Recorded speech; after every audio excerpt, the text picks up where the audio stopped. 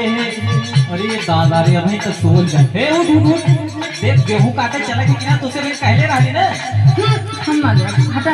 अरे एक तो के कहा बताई कि गेहूं ना काटी काव खाली पड़ी बताओ हां हमारी बात सुन ए चाची एकदम से भूरी भूरी हंसुआ उठाई हो अरे चला गेहूं की कटाई हो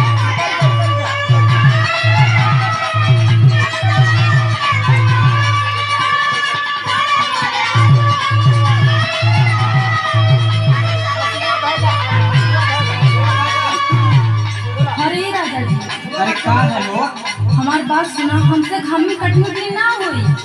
अरे काहे ना हुई का बात है बोल सुना बतावे थी कटा हाली हो जाई रूप समाला हाली हो।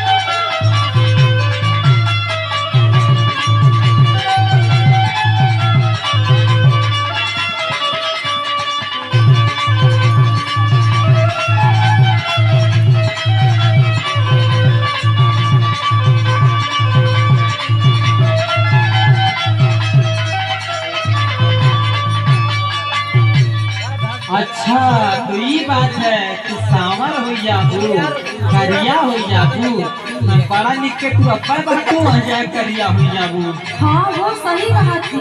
अच्छा तो एक जुगाड़ मामा है सुन सुनावा मुहावा पे बांधली हजान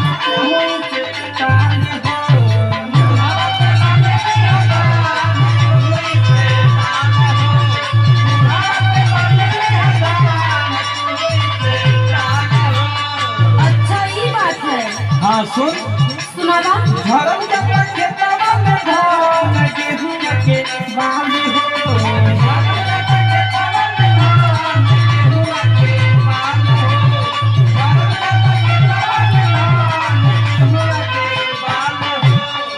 और सुन मुहावा पे बांधला धान तू हो से ताली हो धर्म जब खेतवा में धान गेहूं के बाली हो जल्दी करिए तो सही रही आनी बौखत दिन है नहीं दिक्कत हो जाएगी हवा माटी कुल सीती जाई हो और चला गेहूं की कटाई हो।